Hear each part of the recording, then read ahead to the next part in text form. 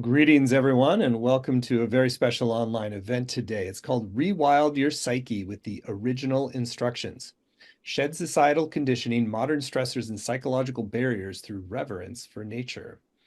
My name is Stephen Dunn. I'm the founder and CEO of the Shift Network, and I'm really looking forward to today, partially because I just get a sense sometimes when there's a new teacher that has something really important to share that's going to have some real juice and energy behind it. And I have that feeling about today. We're going to get to dive deep with Jonathan Hammond. He's an author, spiritual counselor, energy healer, and shamanic practitioner. And I think he's bringing forward a very unique paradigm shift in how we sort of synthesize the different threads of living in a more sacred way with the indigenous perspectives and shamanic understanding in a way that really helps us land on this planet and our bodies in a deeper way. So, Jonathan, thank you so much for joining us here today. Aloha, Stephen. Thank you for having me. It's great to be here. Great. Well, I want to dive in and excited to hear your backstory too of what led to this work. But also want to say right up front that we are going to have a brand new program with Jonathan. We're blessed that he's partnered with us on Rewild Your Psyche, whole new program that's going to go much further than today. So we'll share a little bit about that towards the end of the hour. So, Jonathan, I'd love for us to start our time together with a bit about your backstory and what really brought you into the deeper explorations of rewilding your psyche. Well, I think it's probably important to talk about my previous life. I was an actor, and I wasn't a fame-driven or personality-driven actor. I was an artistry-driven actor. And so when you think of acting, it's about looking at a script and looking at the words and going, what kind of person would say that? And through empathic attunement, your version of that emerges. And so empathic attunement has always been sort of foundational to me. Even though I was an actor, that was all in the closet. My spiritual stuff was I was in a very worldly life. Essentially, the spirituality took over, and I received messages that it was time to change my life, and left my career with $100,000 of student loans still to pay, and began working shamanically with people, and specifically working with that empathic attunement, which was so much a part of my life and so much a part of how I walk through the world with indigenous mind, with shamanic mind. And my book is called The Shaman's Mind because essentially it's about getting inside the mind of the indigenous people. And there is a way, it's not cultural appropriation, it's empathic attunement in much the same way that anthropologists, really exciting anthropologists, they take their Western materialistic understanding of things, then they go study the culture, and then they go and then they go report back to the Western minds about what they think. But the exciting anthropologists actually go into the culture and emerge with it and go inside of it and engage in their ceremonies and their beliefs and their way of life. And then the really exciting ones, the Michael Harners, the young men named Jack Hunter, Joanna Macy, these people then realize that going inside that mind and staying there is actually what's exciting, and I don't want to leave it. And I think that's where I'm really living right now, is about getting inside different ontology, different way of seeing the world, and living in that. And indigenous mind is a mind of cooperation and humility and love and reverence and interconnection and reciprocity. And to stay in that mind and to invite other people into it is a real game changer for the world and for how we can transform our world. And so that's really where I'm living right now. Yeah. Love that. And I love the thinking of it as an acting skill, the empathic attunement to sort of enter in shamanically into a whole different worldview and way of seeing. And so you kind of hit a few highlights there at the end, but I'd love for you to share a little bit more about what you have seen from that empathic attunement entering into the sort of shamanic mind, indigenous mind perspective. What are some of the deeper qualities, insights, ways of being that are really essential medicine for us now in the kind of modern world? Well, I think the first thing is just the ontology, meaning ontos, meaning existence, logos meaning study, so the map of existence of animism. And animism is, it's not a belief system, it's a way of being, it's a way of interacting with the world. And from an animist perspective, NPS, 99% of all our ancestors, all Homo sapiens, lived in this way. And animism is about the recognition that everything in the natural world is alive, aware, sentient, agentive, purpose-driven, communally goal-oriented. Everything in animism is considered sacred, of great spirit. If it exists, it's sacred. So sacredness is immanent in the natural world. And we are a part of the natural world. We are not separate from the natural world. That's where we've gotten into so much trouble, that we've separated ourselves from the natural world. And we live in this human culture, which is a mental overlay onto the natural world. But if we recognize that we are part of it, and everything in nature has a teleology, meaning that it's purpose-driven, and that it is wildly interested in that which will bring it more life, wildly disinterested in that which won't, that there is suffering in nature, but nothing in nature moves towards suffering or stays there. Everything in nature is incredibly self-esteemed. It advocates for itself. Everything in nature is creatively engaged toward further life. And to be inside that, and to be in the mind of people who recognize and are in relationship with that aliveness that is the natural world.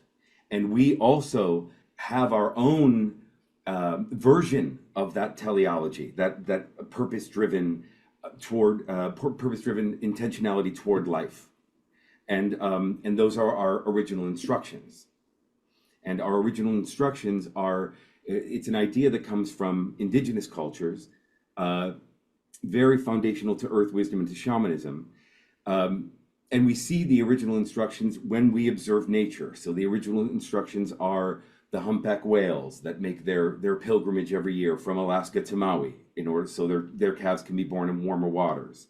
It is the mycelial networks underneath the forest that contribute to a vast communication of the whole ecosystem, which creates a swarm intelligence. It's photosynthesis. It's plants in the sun sharing nutrients with plants in the shade, even across species. It's the turtles of Costa Rica traveling maybe as far away as India and returning to the beach of their birth at the same time, at the same time, and emerging from the ocean in such numbers as to scare away predators, so they can actually give birth to their babies. So the original instructions are that thing in nature. Nature knows what to be. Everything in nature is wildly interested in its own self-expression. It has no interest in being something other than itself. And we also, humans, also have original instructions.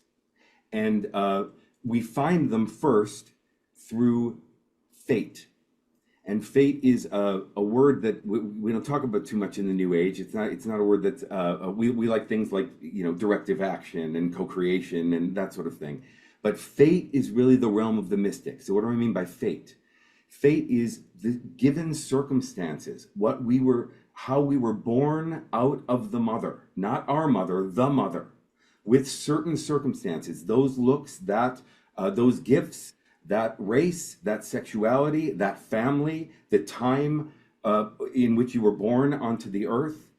These fated circumstances are a part of our original instructions, and they are the raw material through which we, just like everything in nature, if we think of it that way and we use them in that way, become the raw material for us to follow our purpose-driven life, our evolution, our creativity. And so that's the idea behind them. And no matter how far away you've gotten from your original instructions, you return to them simply through feeling your feelings, through the felt senses in the body. This feeling of, this feels right, this doesn't feel right, this action feels creative, this feels dangerous, the felt sense is what attunes us with that instinctual embedded programming that is the original instructions, both in nature and in ourselves. Everything in nature is just following its felt sense towards life, creatively engaged with given circumstances toward life. And we have that ability to return to that too. But we're so pulled away from our bodies and so acculturated away from our own authenticity and even the permission to follow those instructions, that felt sense towards life. And that is the fundamental mistake of humanity, that vast disconnection from the natural world, from the teleology toward life that is the underlying force of nature. And we're a part of that too. Yeah. Yeah, there's a lot of very nuanced understanding there. So what I'm kind of hearing from is that fate for you is less about determinism, or it's like a fixed pattern that we can't change, but it's almost like it's almost like a momentum behind nature that we can align with and choose to, so there's choice in there, but it's like aligning with that the natural unfolding, the sort of the pattern that we were born into. So we can fight it or just dissociate from it or move away from it. But if we do so, there's like we lose something, is kind of what I'm hearing. Yeah, it's not predestination. It's not about we don't have choice and agency and all of those things. Everything in nature is constantly following its choices and agency. And I think it's also important to just say that when we talk about consciousness in nature, we're talking about minds. We're talking about all of the consciousnesses in nature. And the latest ecological information and study is about plant sentience, plant neurobiology, despite the fact that they don't supposedly don't have brains. Although what we're learning is that they have brains throughout their entire organism. That everything has its own preferences, its own memories, its own senses.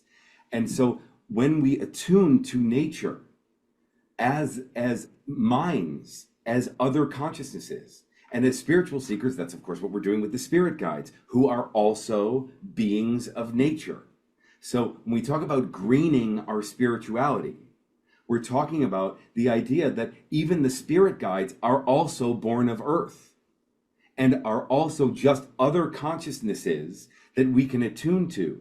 And indigenous mind, animistic mind, is in constant conversation and relationship with all of those minds, which is the reason why they tend to be magical and they tend to attract the supernatural. The supernatural is there in our attunement with those consciousnesses. So it's not just biodiversity that we love, it's psychodiversity. So you're saying that the supernatural, the magical, tends to be more emergent as we align with that natural unfolding pattern. Well, if you think about it, most peak spiritual experiences tend to be outside.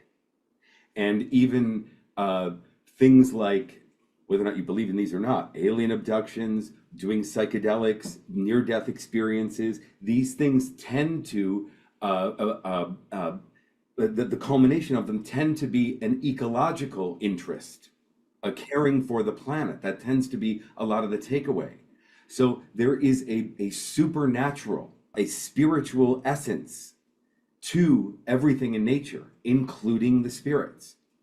And that attunement enters you into the way 99% of our ancestors used to see the world. And that framework re-enchants us with the natural world and reconnects us with the all, and reconnects us with each other, and reconnects us with our mind and our body. There's always a separation there, and when we start to see the world in that way, we start being a lot nicer, and we start taking care of each other, and we start recognizing that we are not a peak identity. We humans are not a peak identity with a storehouse of resources that is the natural world for us, but that they are our kin. They are of us. They are an extension of us. So when the indigenous cultures talk about Brother Bear and Sister Mountain and Grandfather Fire, they are talking about that relationality. And to open and get inside that ontology, inside that mind, is to wake up to the heaven and the enchantment and the empathic magic that is the natural world.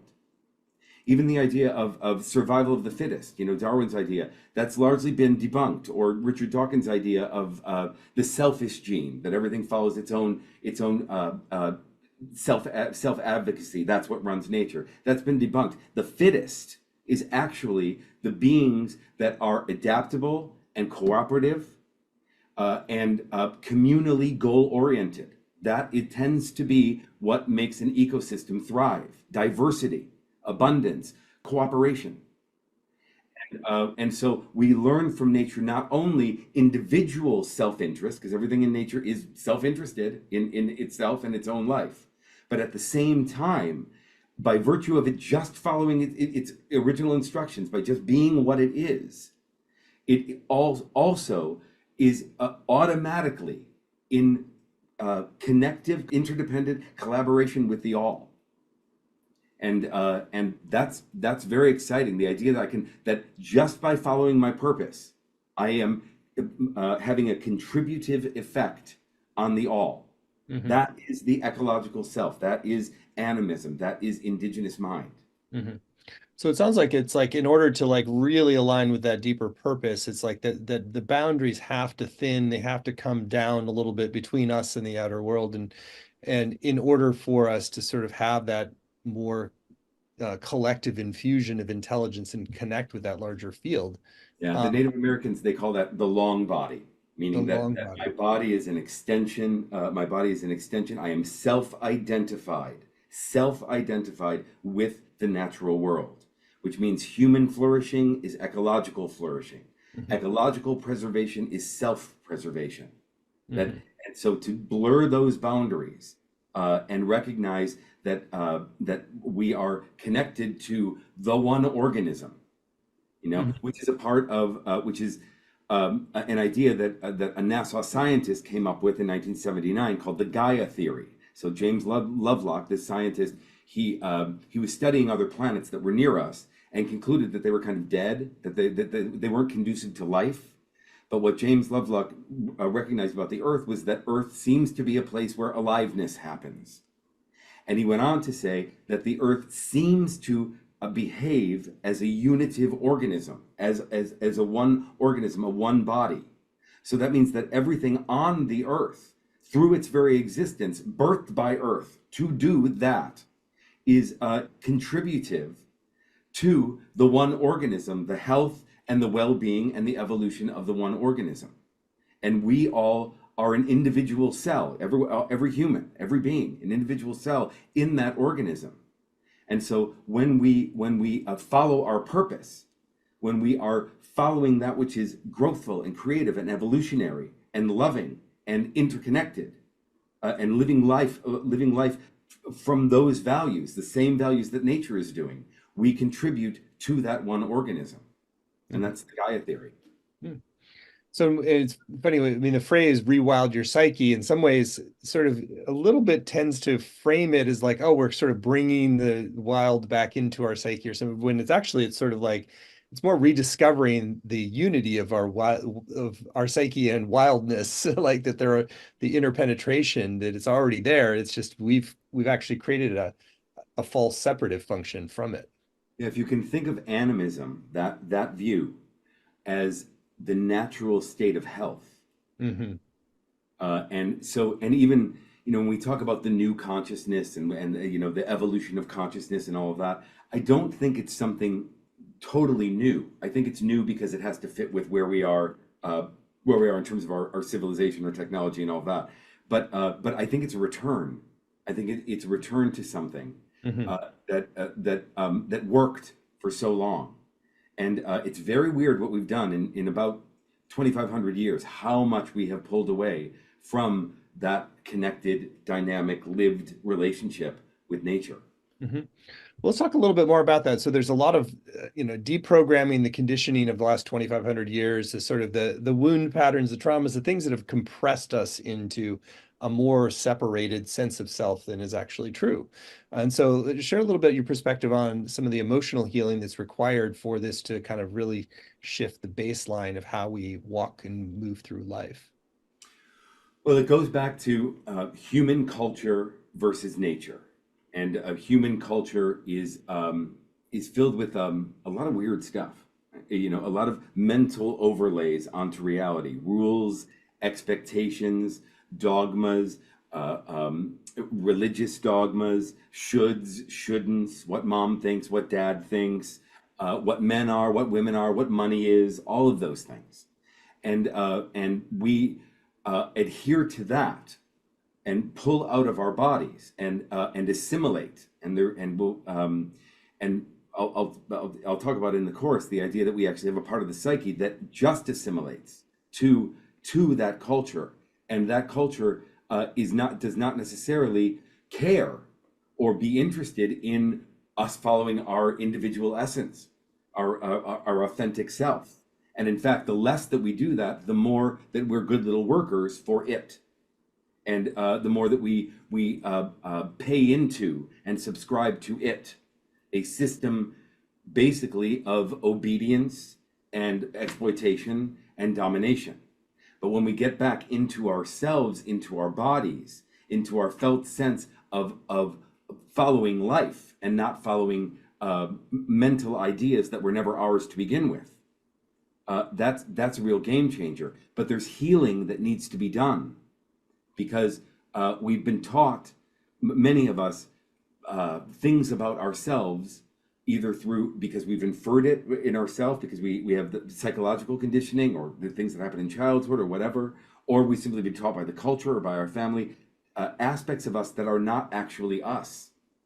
And the essence of shamanic healing is twofold: to remove that, to extract that which has been introjected, a psychological word, but intrusions into us, to remove that which obscures our authentic nature, our original instructions, and retrieve back the parts of us that we sent away because it doesn't fit with the culture.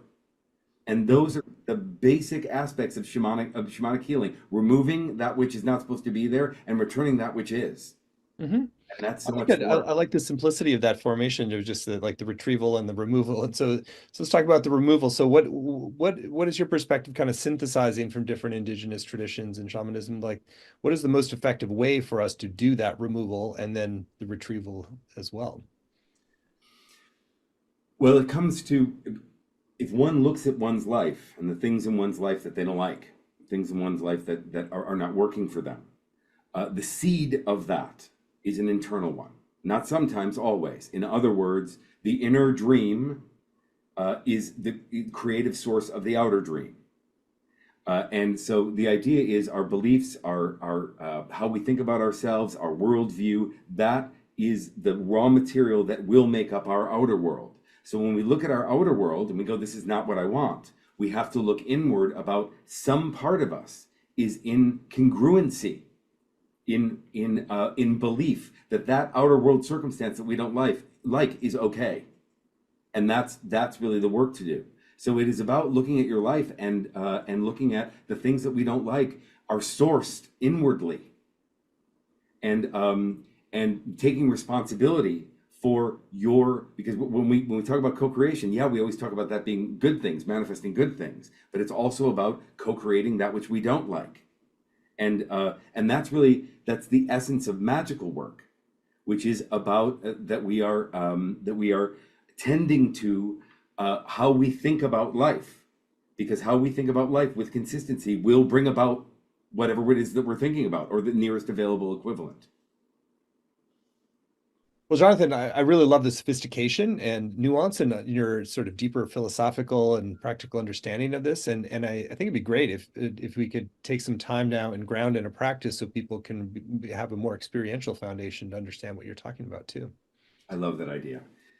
So I want to guide you in a meditation and experience where I'll guide you into a sense of reclaiming your seat in the natural world. So what I'd like you to do now is, we've talked a lot of ideas and all that, and just put that aside, And before you close your eyes, feel that find some place where your eyes rest naturally, and feel that you're very much inside your body, that you're inside your body right now. So inside your legs, inside your feet, inside your torso, behind your eyes. And just notice that place where your eyes rest naturally and kind of memorize it. And on your next breath, just breathe your eyes closed. And just be aware of your inhale and your exhale. And begin now to just attune to the aliveness in your body right now. That life force inside you. Your heart is beating itself. Your stomach might be digesting food. Your ears are attuning to my words. The language part of your brain is lighting up as you understand my words. Blood is coursing through your body. Lymph. All the natural processes happening in the body right now. That aliveness, that is the energy of nature. You as a being of nature, that is growth. That is creation happening inside you. Just come home to that. Nature itself, the energy of nature, surging through you now. The same energy that moves the tides and grows the trees and beats the hearts of every being. That same energy. Root yourself in that. Just come home to that. Inside your body. Miraculous.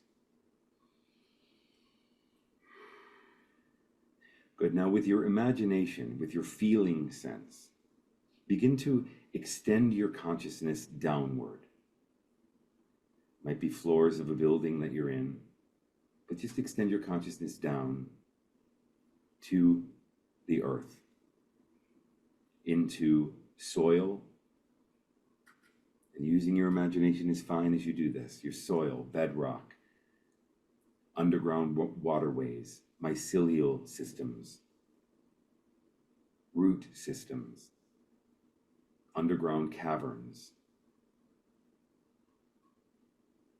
Begin to feel that deep downward directionality, the entire globe beneath you, all around you, and begin to synchronize yourself, your heartbeat, your life force with that. And move your intentionality down to the very center of the earth, which may look like a great ball of fire or ball of light, or maybe it is quite dark, or maybe there's a goddess there.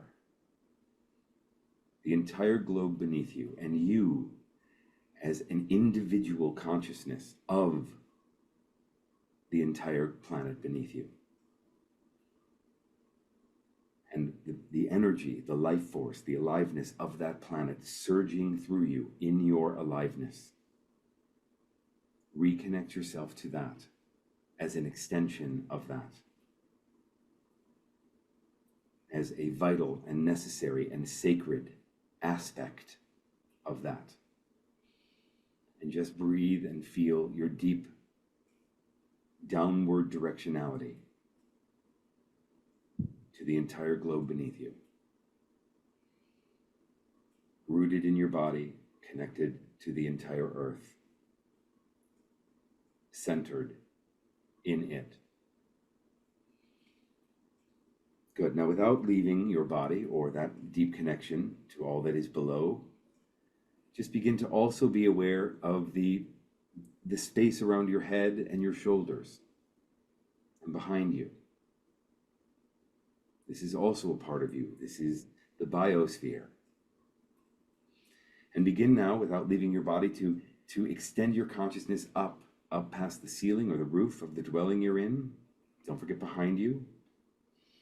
Up into the night sky or the day sky. Just feel that expansion, rooted to the earth, inside your body, and now expanded upward into the starry spaces, the lunar spaces, the intergalactic spaces, the spiritual spaces, the heavenly spaces, the celestial spaces above. Feel that connection, that openness. We are of the earth, but we are also of the stars. And feel into the spiritual intelligences that hover around this planet with one intention, the ecstatic intention to help keep you going and the planet going, to bring you and the planet towards its purpose. Feel that love and support above.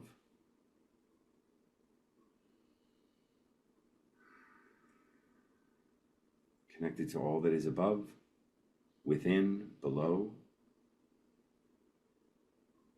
And in this expanded state, just recognize your life as you know it now, the circumstances of your life, your relationships, your career, whatever it is that you're doing. And that is all part of this unitive consciousness, this sacred purpose of the all.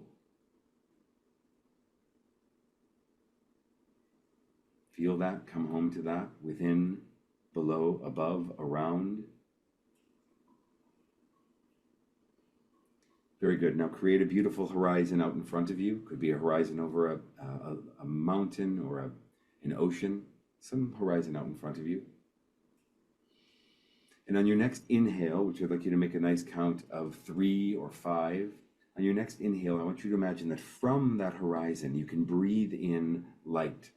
Could be sunlight, could be lunar light, could be spiritual light, could be angel light, could be, if you understand chi, could be that as well. But on your next inhale, imagine that you are consciously breathing in light into your body. And on your exhale, just release. Let go whatever isn't yours, whatever doesn't serve, whatever is keeping you from being present, whatever is keeping you from love, from your purpose, whether or not you understand it or not, just let it go on your exhale.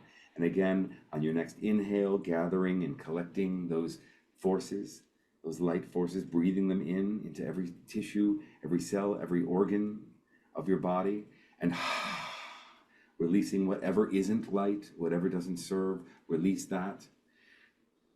Rooted in your body, connected to all that is below, connected to the spiritual realms above and around, and breathing light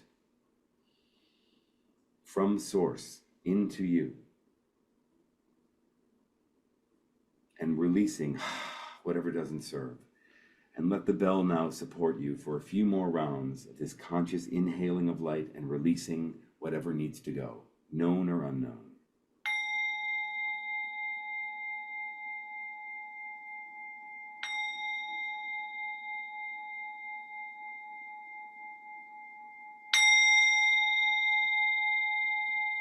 Breathing in light, sparkling up, releasing whatever doesn't serve.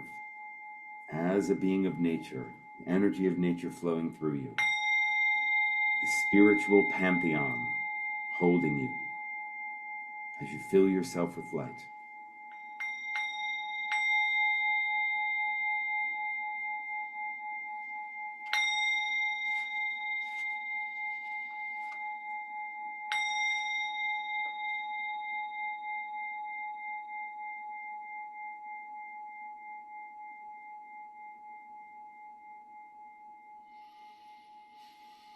And in this expanded state, within your body, being of nature, connected to the entire globe beneath you, a consciousness out of her, out of the mother, a consciousness connected to the realms above.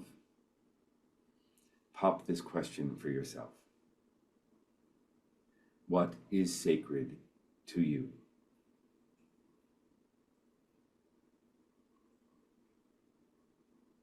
What gift do you have to contribute to the all?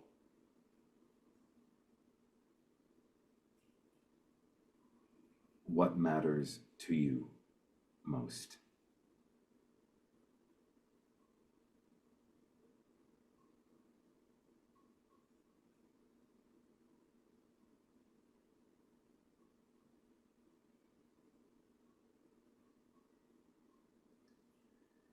Good. So in a moment, we're going to be ending this meditation and stay in this expanded state as we continue with this program. Allow yourself to feel that coming home to something new, a deeper belonging, your relationship with the natural world, inclusive of the spiritual realms, as an extension of you. So remember that place where your eyes rested naturally. And when you're ready, you can breathe your eyes back open. Hmm. Well, thank you, Jonathan. That was really delicious. And I really appreciate what it leaves us in such an expanded and grounded place at the same time. Great. I want to ask you a little bit about this sort of the continuation of this state and space that you've invoked with people.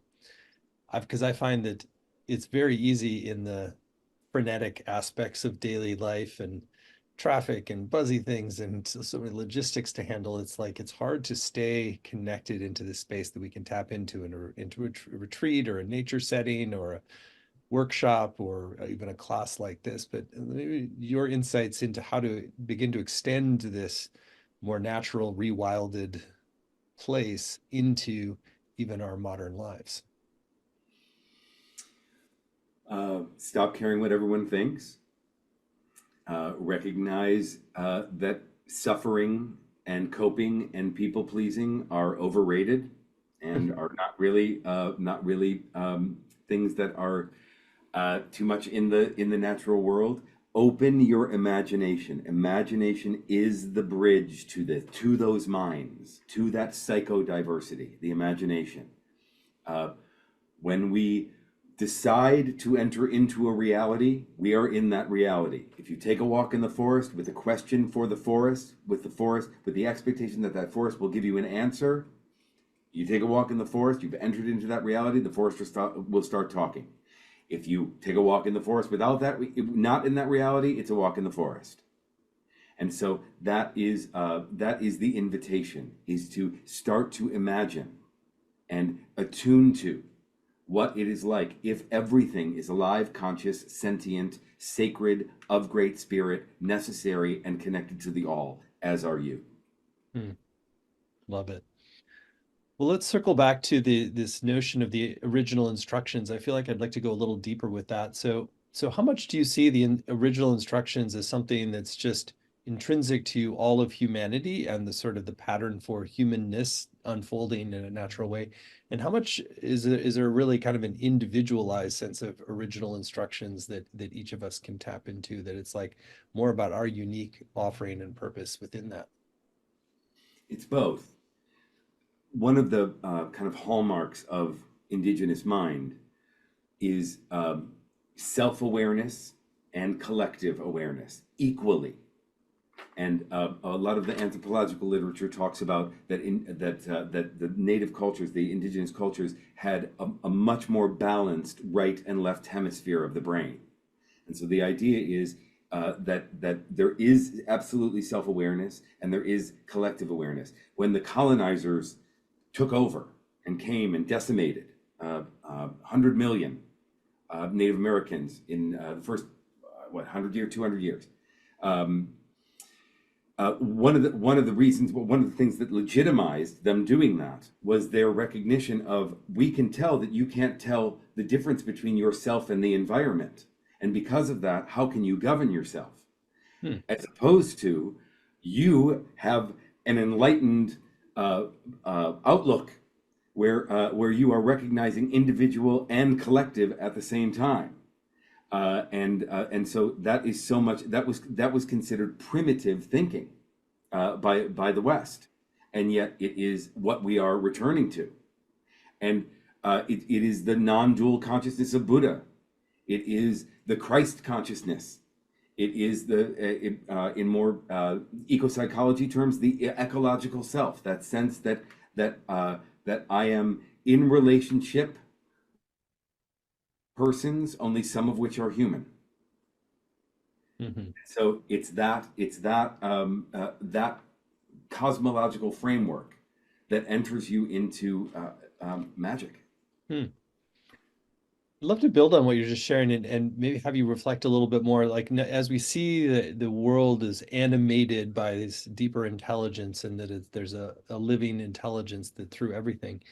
How, and so much of shamanism works with helping spirits like within the natural world, and maybe share a little bit about your perspective on that, how we can really make that a more active part of our daily life.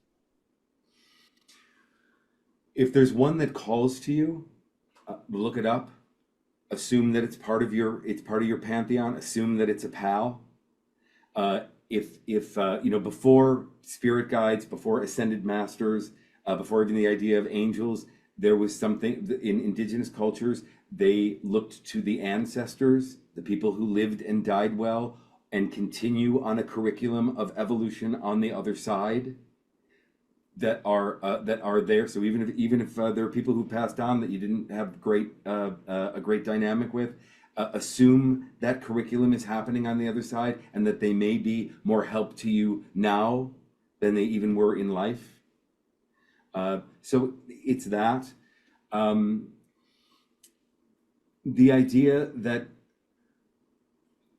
the spiritual realms are not something we reach toward, at least in earth wisdom, as much as something that comes to us when we are following authenticity, when we are following our own creative evolution from our essence. The spirits were all over that. And so shamanism or earth-based spirituality has a down to go up dynamic. I go down into myself, into my instructions, into my essence, into my authenticity, into my true nature. And by doing so and aligning with that and eventually memorizing that as a way of being, and the spirits then come to me, down to go up. And that's a fundamental difference in so it's not so much about reaching. It's like what self is reaching towards spirit. You got to get the right self, and it's the one that feels that it is in a creative process of evolution towards purpose, which is what everything in nature is doing. Hmm. So we've talked a lot about the sort of indigenous traditions, sort of in a more general sense, and I know you've devoted a lot of time to Huna and the traditional Hawaiian kind of wisdom systems. Anything that you want to share in the particularity of kind of working with one lineage like that and the value of that versus sort of the kind of more the general patterns? Well, the one lineage came about, or my interest in it came about having worked with shamans on, I think, 4 different continents.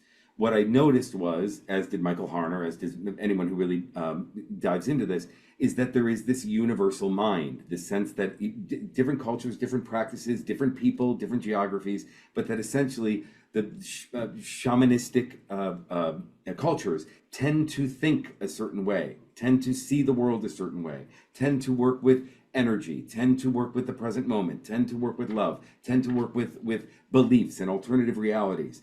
And what I found with the Huna stuff was a philosophical background, a way of thinking that you can subscribe to that helps you enter into that universal shamanic mind. So even though it is Hawaii centric, it is actually the Hawaiian shamanism is quite psychological, and so it allows you entrance into exactly what we've been talking about. So there are these 7 ideas that are very deep, very simple, and when we subscribe to them, when we build a life in philosophical rapport with them, we enter into that shamanic mind. It just happens to be that it came from here. But I was so taken with the psychological aspect, which was missing in my shamanic understanding of the Polynesian traditions, and bridging that. There's echoes in the Polynesian tradition psychologically with Jung, with fairy Wicca, with different aspects of self, the three aspects of the psyche. All of those things are really congealed in the Hawaiian material, and that's why I tended to stay there. But it was an entrance into the universality. Hmm. It makes total sense. Well, Jonathan, I love the depth and sophistication of your reflections and the practices that you've really cultivated for rewilding the psyche. So I want to spend some time now talking about your explicitly about your upcoming program, since it's a really great opportunity to distill out the wisdom you've learned from four different continents and your deeper commitments with psychology and acting too, which I hadn't really realized how that was so complementary to what you're doing in terms of creating that empathic resonance. So Jonathan's agreed to teach a brand new program for us. It's called Rewild Your Psyche, Bridge Earth-Based Healing with Modern Psychology to Reclaim Your Authentic Self. You can find it at the URL rewildyourpsyche.com, rewildyourpsyche.com. It's a 7-week program. There are no prerequisites. It's really just if you feel an intuitive pull to move forward, you are welcome to join. And Jonathan, I'd love for you to start us off in describing this program, a little bit about your intentions for outcomes for people who choose to join. Getting you inside that mind, guiding you inside that mind, and healing that within you that blocks or is incongruent with that mind. So it is, everything is mind. Everything, mind creates form. That's not a new age idea. That's just quantum law. And so the reason why we're in the crises that we're in, ecological and cultural and political and economic, is because we thought our way into it. And so, and it's not the right ontological framework. It's not the right worldview that would lead to anything but that. And so the invitation in the course is really into that. It also will connect you to a much more ordinary rapport with the supernatural, with spiritual connection, because it's of a mind that traffics in that, because it's a mind of unity. It is conducive to your magic and to your manifestation, because you're plugged into the power of the all to support and connect with that thing that you want to create. So it's entrance into that mind, and it is one of enchantment right here. Love it. Module 1 is called Explore Nature-Based Cosmology, Psyche, Spirit, Soul, Culture, and Earth to start to see yourself as inseparable from nature. Yeah, so we're going to look at how we got here, so you really understand what that thinking is that got us here. We're going to look at the three worlds, the traditional three worlds of shamanism. We sort of touched on them here today. The underlying energy of nature, the world as it is, and the spiritual realms, and how they relate or don't relate to ourselves and our culture. So that's sort of the first module.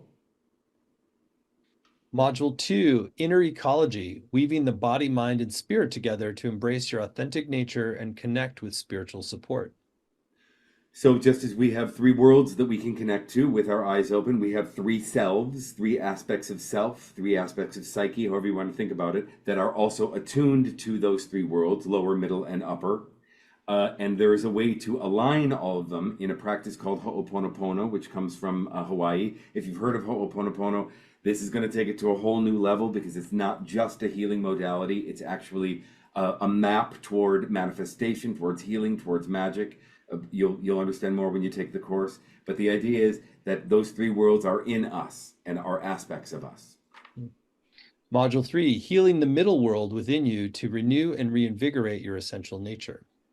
So this is where we do some heavy lifting, where we really do some healing, and we get that culture out of us, and we get the introjects out of us, or at least start to, and we retrieve soul essence. So it's really about unplugging from that mind, the Western materialist, separated mind, and into something new and better. So that particular module is about a lot of healing, a lot of individual healing. Module 4, the shamanic way of thinking to expand your personal power, open to new possibilities, ignite your imagination, and discover your purpose, part 1. So this is where I'm going to teach Huna. I'm going to teach those 7 principles over the next 2 modules. And they're very deep, and they are, if practiced with discipline, they will enter you into an entirely new psychological and cosmological framework. And so for those two modules, we'll be taking a deep dive into the philosophy behind indigenous mind and practices and meditations and explorations about how what those are so that you understand them and so that you can live from inside them. Module 5, the shamanic way of thinking, part 2. Yep, that's gonna be a continue of the Huna stuff. So working with energy, working with interconnection, working with focus and attention, working with love, working with the present moment, working with inner power, and working with flexibility. Module 6, the goddess and the god, sexual polarity and the non-binary as gateways to your truest expression, connection with others, and your own self-esteem. Well, Stephen, it's horny out there in the natural world, and so so we're going to look at Jung's idea of libido as life force, as psychic energy, as creative source. We're going to look at dynamics of gender, how polarities of masculine and feminine live in all of us, and how to use them to co-create our lives for self-empowerment, for different kinds of relational dynamics, not just with our lovers, but with the world. And so it's a real dive into embodied earth wisdom. And the indigenous cultures, they were very sex positive, and so we won't be going into sexual practices or anything like that, but there is real juice, no pun intended, in bringing that material, that embodied sense of self, into the co-creation of our lives. I love that it's an earth-based R-rated module. Module 7, create magic, manifestation, and profound sense of belonging. So we're going to look at magic. We're going to look at manifestation. There is an art to it. There is a psychology behind it. Successful magic happens when there are certain ingredients that are a part of our recipe. And so we'll look at why spells are successful or not successful. We'll look at working with manifestation in terms of cycles, in terms of moon cycles, in terms of seasonal cycles, in terms of cycles of life. So it's really about congealing everything that we've learned in the course and becoming alchemists. Well, what a cool program. And I love the different threads you're drawing from and the implications really for living in a way that's fully connected to the totality of our long body. I love that term as well earlier. So if you choose to join this program, you're going to be getting not only the 7 modules that we were just described, and you have a chance in those modules to ask your questions live of Jonathan. And there's a real power that comes from doing exercises and practices together as a community, which is really part of almost every indigenous lineage, that the community ritual function is really essential for the health of the whole. And so you'll get those live sessions. We also get recordings, both video and audio. So you can go back and reconnect with practices and teachings you might have missed or want to visit again. You'll get word-for-word transcripts as well. There's weekly exercises for home. There's a Facebook community to support you and deepen your experience with other community members around the world. And on the page, you'll see a number of extra bonuses that are designed to enhance your journey. There's a PDF excerpt from Jonathan called My Hawaii Story, going a little deeper into the Huna initiations and learnings. There's also a video teaching from Jonathan called The Elements and the Origins of Aloha. That sounds intriguing. You want to share a little bit more about that? Essentially, that this where I live used to be a continent called Mu. Some people call it Lemuria, although that's not really correct. And the idea that the spiritual anthropology is that off-planet beings were attracted to the water here because the water holds memory, and that at a certain point, when the earth was ready to open to and evolve into love, that God molecule, that love molecule, that aloha molecule was infused into the water. And that water, because we're all 70% water, that God molecule went to all water everywhere. Very cool. And that's just one bonus as well. There's also another bonus that's a discount for an audio course with Jonathan called The Shaman Within. That's 20% off on that audio course. And there's one special bonus you get if you choose to sign up right away today by midnight Pacific time, This is a full audio track from Jonathan called Shamanic Journey to Your Creation Story. So we like to do these special bonuses as a way to really encourage you to take the time now to tune in, read the page at rewildyourpsyche.com. And if you're getting the nudge from your spirit and soul to take this, then you've got an extra bonus for doing so right away. So Jonathan, we share a little bit about that audio track on Shamanic Journey to Your Creation Story. Yeah, I did a shamanic album of journeys and meditations. It's really a course in and of itself with hemisync. So it's infused with all of that binaural beat technology. It's beautifully produced. And they were kind enough they don't usually do this, to offer a whole track I think a 7-track program. So yeah, it's original music. It's beautifully produced. And it's a journey toward a lot of what we're talking about, but where and what and how might be your original essence, the place where your original essence was first dreamed into being, and it's different for everyone. So it's really great. What a cool extra bonus that is. So great reason to make your decision today and choose to move forward. So again, that's all at rewildyourpsyche.com. And I'll share a few other things. So we've kept the investment for this program very accessible. It's just 3 payments of $128, or you save 10% when you pay up full upfront with one payment of $349. The course is going to begin on September 3rd and run Tuesdays at 5 Pacific, 8 Eastern time. But even if you can't make the live times, you can still get the full value with the recordings, the transcripts, and the community as well. And I also just encourage you to read through some of the testimonials. It really gives you a sense for the kind of impact teachings and the teacher can have in somebody's life. And people say Jonathan's commitment, passion, enthusiasm is undeniable, and what the collective absolutely needs currently on the planet lifts the veil to a glorious and powerful truths. Inspired material has opened the cage of my mind that I was in. Really great testimonials of the real liberation that people have experienced working with Jonathan's teachings. And so you're in good hands, and you're going to be in for a very spirited adventure, and that reconnects you with your natural fullness as a being here on the planet. So Jonathan, thank you so much for offering this program. And we have a minute or two left. Any final reflections for folks who are considering joining you on the full program?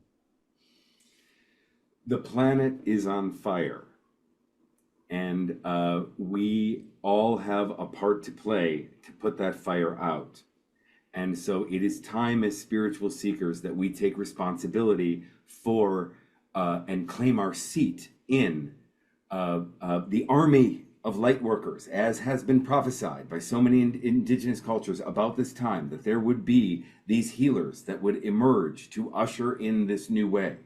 And if you are watching this, and if you feel like that's you, then then certainly my course is gonna help you do that more effectively. But do whatever you need to do, if that does resonate with you, to do your part, because this is a time when we, as the consciousness holders, have to do the work for the people who aren't, and help people understand that while this time is scary, it is evolutionarily rich, and it is moving towards something, and it will only change as the consciousness change. And if you are attuned to the shift network, then you are attuned to that, and you are probably that. So be it. Well said. Well, thank you so much, Jonathan, for a really illuminating hour. And thank you for your upcoming program, the Rewild Your Psyche, Bridge Earth-Based Healing with Modern Psychology to Reclaim Your Authentic Self. Again, all the details on that for folks who are considering joining are at rewildyourpsyche.com, rewildyourpsyche.com, and you get that special bonus if you sign up today, which is Shamanic Journey to Your Creation Story, which is the audio track from Jonathan. So thank you so much, Jonathan, and thank you all for joining. Many blessings. Mahalo. Thank you.